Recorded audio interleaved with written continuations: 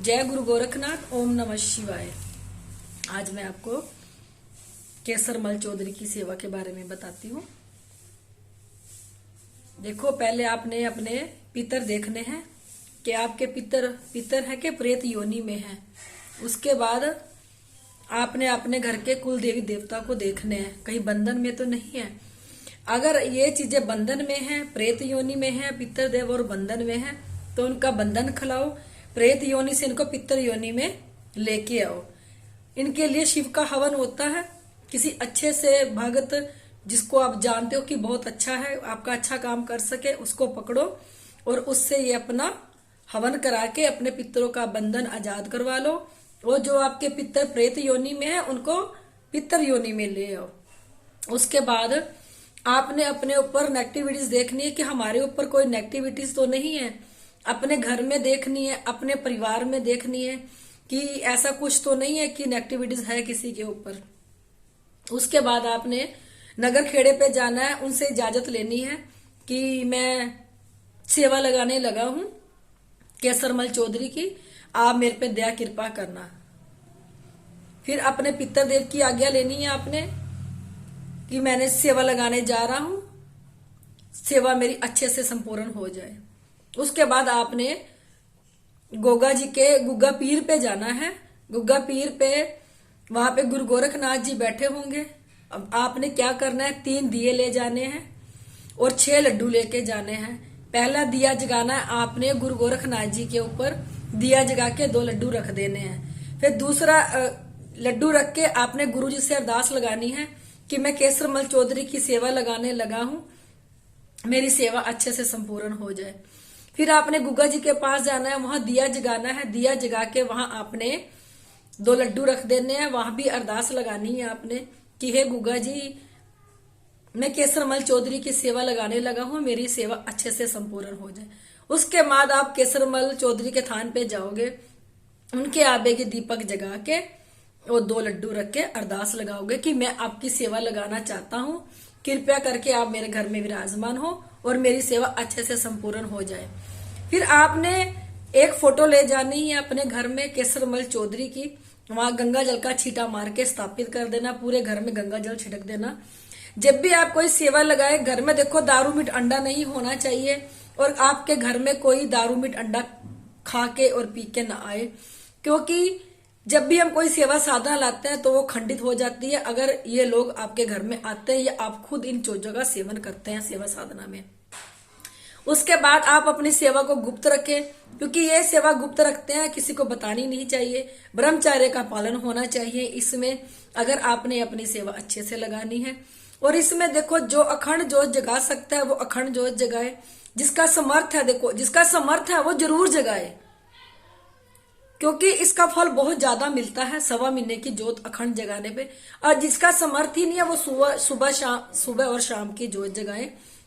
जोत जगा के अगर कोई संडे के व्रत रख सकता है केसरमल चौधरी के तो रखे, नहीं रख सकता तो भी ठीक है। जब भी आप सेवा शुरू करो, अपने बिछौना धरती पे लगा के सोओगे तो ज्यादा अच्छा है, क्योंकि सेवा का फल बहुत अच्छा मिलता है। इससे हमारे देवी देवता हमसे प्रसन्न हो जाते हैं। और अगर आप धरती पे नहीं सो सकते, देखो जैसे आपको ठीक लगे आप वैसे कर लेना। जब भी आप संडे को व्रत रखो, जो रख सकता है, तो शाम को आपने अंगारी लेनी है, उसमें दूध की धार देनी है। दूध की धार दे के आपने थोड़ा सा हलवा बनाना है, हलवे का भोग आपने अंगारी पे ही रख देना है। उसके बाद देखो, जो भी व्रत रखता है, इस व्रत में सिर्फ फल फ्रूट खाना होता है। चाय पी लो, दूध पी लो, मीठा पानी पी लो, इसके अलावा देखो कुछ नहीं खाना। हाँ, सूरज ढलने के बाद आपका व्रत संपूर्ण हो जाता है, फिर आप जो मर्जी बना के खा सकते हैं, क्योंकि रात का व्रत माना नहीं जाता, व्रत दिन का ही लगता है। उसके बाद आपने मंत्र का जाप करना है केसरमल चौधरी का। ओम केसरमल चौधरी नमः, ओम केसरमल चौधरी नमः, ओम केसरमल चौधरी नमः। आपने 21 माला सुबह निकालनी है, 21 माला शाम को निकालनी है। इसकी सेवा आपने कंटिन्यू करनी है जाप की। अगर देखो चलते फिरते भी आप जाप करो तो वेल एंड गुड, बहुत अच्छा है। उठते बैठते चलते फिरते जब मर्जी अपना जाप करो, आपके अंदर जाप चलना चाहिए इस मंत्र का जाप।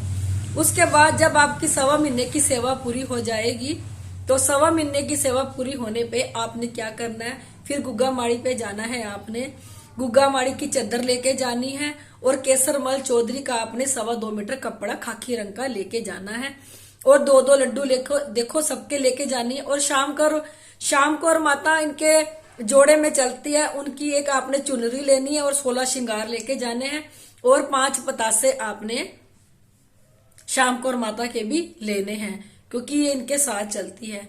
और चद्दर आपने गुग्गा जी पे चढ़ा देनी है और जो 2.25 मीटर कपड़ा खाकी रंग का आप लेके आओगे, आप केसरमल चौधरी पे चढ़ा देना। इससे आपकी सेवा संपूर्ण होती है।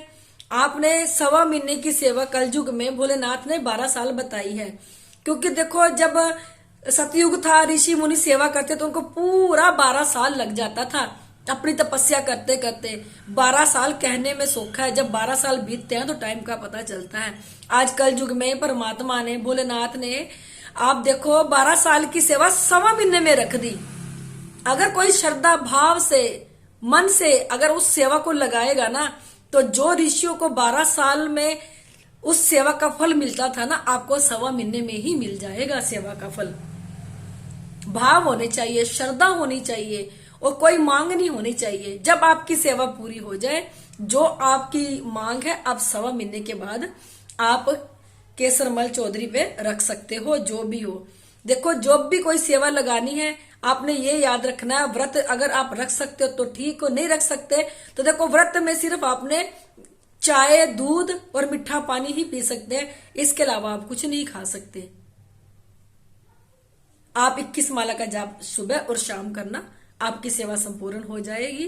तो ये कलयुग है, कर्मों का युग है। बिना कर्मों के देखो हम एक अन्न का दाना भी अपने अंदर नहीं ले जा सकते, क्योंकि सब कुछ यहाँ कर्मों से चलता है। कलयुग परमात्मा ने कर्मों का युग बताया है। यहाँ हम खा रहे, पी रहे, सो रहे, अच्छा पहन रहे हैं सिर्फ अपने अच्छे कर्मों की वजह से। अगर हमारे पास अच्छे कर्म है तो ही हम सब कुछ कर रहे हैं। अगर हमारे पास कर्म नहीं है ना, तो हमें कुछ भी नहीं मिलेगा। अपना जाप करो, परमात्मा का कलयुग है। कलयुग में एक नाम आधार परमात्मा ने बताया है कि एक कलयुग में नाम का ही आधार है। देखो ये झूठे रिश्ते हैं सारे, किसी ने साथ नहीं निभाना। माँ बाप, भाई बहन, चाचे ताऊ, कोई साथ नहीं जाना। हमारे एक नाम ही जाना है हमारे साथ, केवल मात्र। अगर हम आज कर्म अच्छा कर लेंगे तो हमारा कर्म हमारा साथ देगा आगे जाके भी, वरना अगर हमारा कर्म ही अच्छा नहीं है तो ये कलयुग है, भूत प्रेत बन के आप धरती पे ही घूमते रहोगे। क्योंकि बिना कर्मों के तो देखो परमात्मा भी लेने नहीं आता। आज जिसके कर्म ही नहीं है, आजकल कलयुग में क्या है, नाम जाप रह नहीं गया, परमात्मा का जाप कोई करता नहीं। एक्सीडेंट में लोग मर रहे हैं, जो मर रहे हैं यहीं पे घूम रहे हैं भूत प्रेत बन के। कोई जहर खा के मर रहा है, कोई नहर में छलांग मार के मर रहा है, कोई फांसी लेके मर रहा है।